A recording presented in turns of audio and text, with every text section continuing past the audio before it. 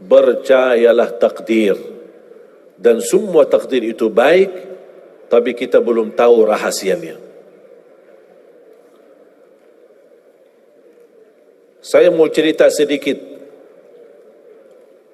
InsyaAllah saya sedang menuliskan buku Hidupku Bersama Takdir. Saya banyak bisa belajar dari perjalanan hidup saya bersama takdir. Saya ingat waktu saya di sekolah SD di Madinah, di Arab Saudi, kelas 1, kelas 2 sampai kelas 6. Saya ingat persis, hampir setiap hari kita diharuskan membayar 1 rial sedekah untuk Palestina. Infak 1 rial untuk Palestina. Itu setiap hari. Jadi saya kalau pergi ke sekolah dapat uang saku dari ayah 3 rial. 1 buat makan, 1 rial buat beli makan, 1 rial buat beli minum, 1 rial buat infak dan sedekah untuk Palestina. Selama 6 tahun kita belajar di SD. Membuat saya di masa itu berkeinginan bisa ke tanah suci Palestina, bisa silaturrahim dan ziarah Masjidul Aqsa. Tapi coba bayangkan, selama sudah berjalan, selama saya di Madinah, belum terkabul cita-cita saya.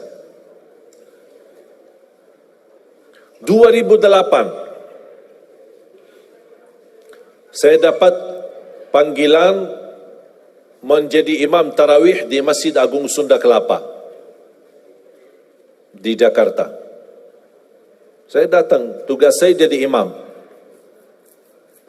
Apalagi masyarakat luar biasa antusias ketika kedatangan tamu dari Madinah. Ramai masjidnya. Menjalani tugas selama 1 bulan Ramadan full. Imam tarawih dan imam tahajud. Di saat itu sering bertemu dengan wakil presiden, waktu itu Bapak Yusuf Kalla, dan keluarga besar. Ternyata sebagai orang asing, alhamdulillah dapat kemudahan, dapat fasilitas izin tinggal di Indonesia. Membuat saya kalau mau ke Indonesia tidak perlu visa lagi, jadi bebas ke Madinah, mudik sebentar, balik lagi ke Indonesia. Lama kelamaan betah di Indonesia. Apalagi gara-gara ibu-ibu di Indonesia.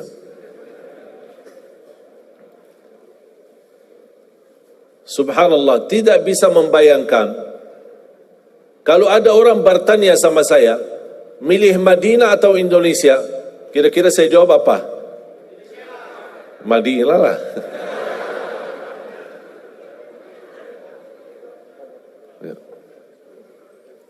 Madinah tanah suci.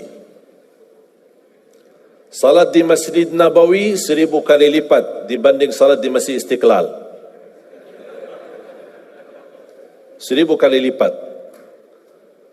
Salat di Masjidul Haram 100.000 kali lipat.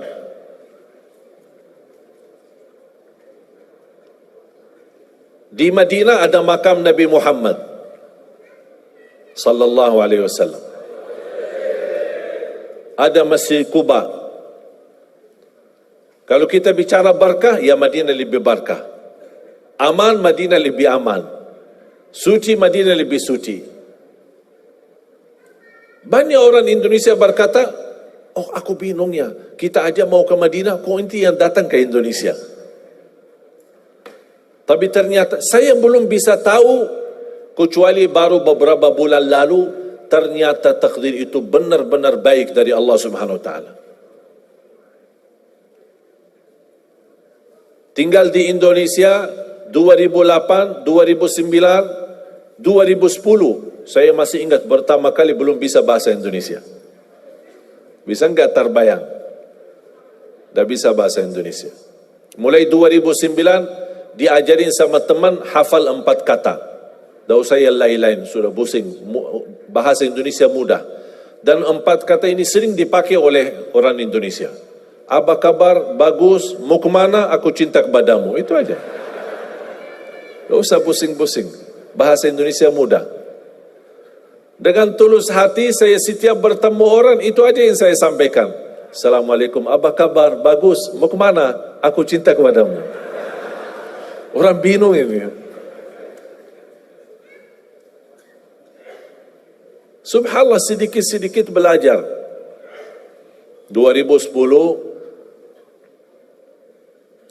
pertama saya ikut mengisi bersama sahabat saya, teman baik saya, Ustaz Yusuf Mansur,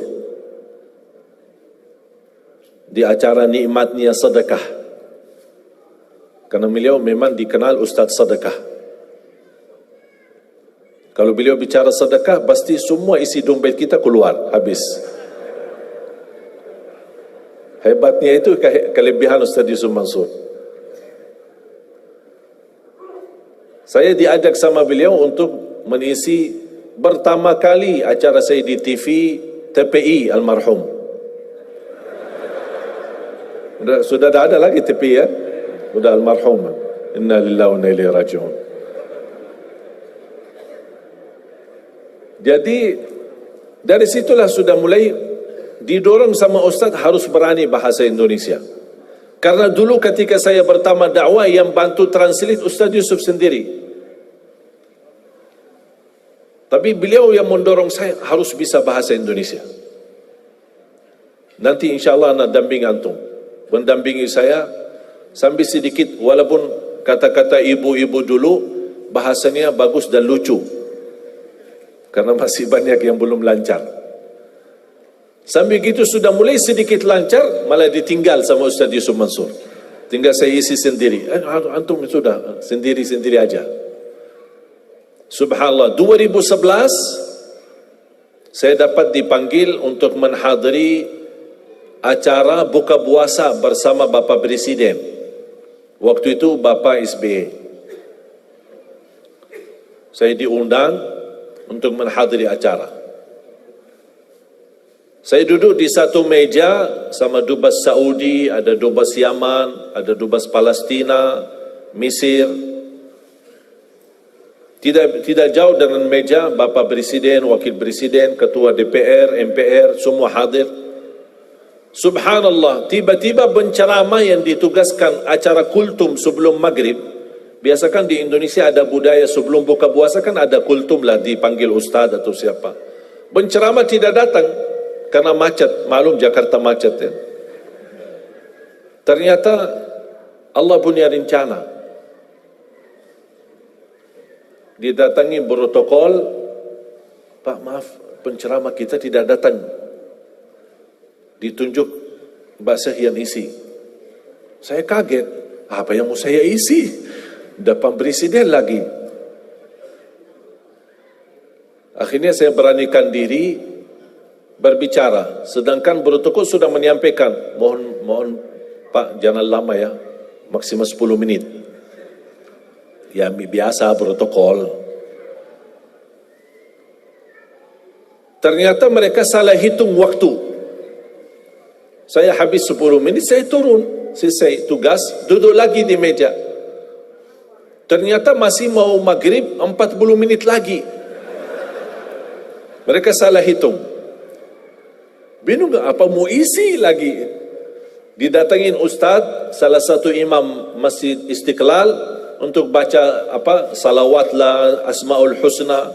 Baca Asmaul Husna, baca salawat, baca subhanallah, walhamdulillah, wa la ilaha illallah, Allahu Akbar. Sampai orang badan ngantuk. Habis waktunya. Tapi masih ada waktu belum maghrib. Saya didatangi lagi sama protokol. Bapak Presiden minta antum datang lagi. Naik isi kultum sebentar sebelum maghrib. Saya kaget. Kok ini satu acara tapi 2 kali saya isi. Saya naik panggung. Saya masih ingat pertama ketika saya naik, karena tamu yang hadir ada kan juga dari negeri sahabat, negara Arab dan negara yang lain. Pas begitu saya mulai berbicara, biasa saya menawali Assalamualaikum warahmatullahi wabarakatuh, Bismillahirrahmanirrahim, Alhamdulillahirabbil alamin dalam bahasa Arab. Saya lihat Bapak Presiden kan ada alat terjemah di depan setiap tamu. Bapak Presiden mengambil alatnya. Begitu saya berkata amma ba'du, yang saya muliakan, yang saya cintai, ayah kami Bapak Presiden Republik Indonesia. Beliau kaget, langsung turunin alatnya lagi. Ini dengar langsung bahasa Indonesia, karena dia melihat nampilan saya bukan orang Indonesia. Begitu alhamdulillah saya isi yang kedua kali, malah beliau panggil. Saya duduk dan saya cerita, nanti saya insyaAllah akan cerita salah satu cerita yang menyebabkan saya mendapatkan perhatian dari Bapak Presiden. Barangkali antum kalau antum cerita barangkali dapat perhatian. Nanti saya kasih tahu ceritanya. Mau kan ceritanya? Pasti mau. Luar biasa. Kelebihan Indonesia semua serba mau, tidak ada yang tidak mau.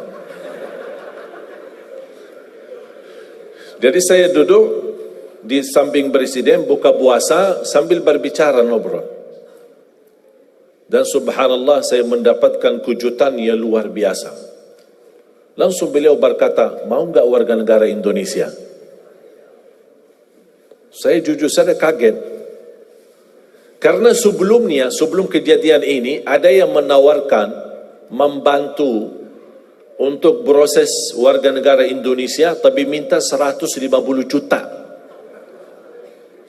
Tapi Allah kasih saya gratis. Dan Presiden langsung yang menawarkan. Sambil bahasa beliau apa? Kami sudah memberi warga negara kepada pemain bola, sampai sekarang belum berjuara. Kalah mulu. Pas sudah sampai ke final, kalah lagi. Mudah-mudahan kami memberi warga negara, mudah-mudahan bisa bermanfaat untuk Indonesia. Saya ingat persis bahasa beliau. Bahkan setiap saya bertemu beliau di acara besar atau Hari Raya Idul Fitri, pasti beliau ketika melihat saya, Alhamdulillah, terima kasih sudah menjadi warga negara Indonesia. Saya bilang, terima kasih Bapak yang memberikan warga negara Indonesia. Ternyata jemaah sekalian, saya mendapatkan tantangan yang berat. Warga negara Indonesia ada proses. Salah satu persyaratan buat surat pernyataan mundur diri dari warga negara Arab. Di situ